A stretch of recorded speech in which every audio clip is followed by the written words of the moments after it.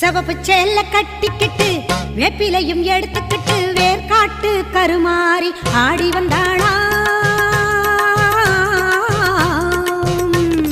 சிவப்பு சேல கட்டிக்கிட்டு வேப்பிலையும் எடுத்துக்கிட்டு வேர்காட்டு கருமாறி ஆடி வந்தாளாம்.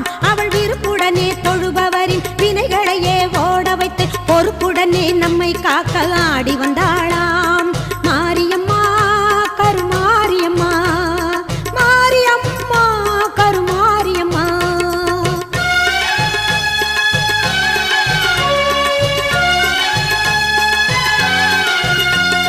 சிறப்புடனே பவனி வந்து சிந்தையிலே கூடி புகுந்து, சிறப்புடனே பவனி வந்து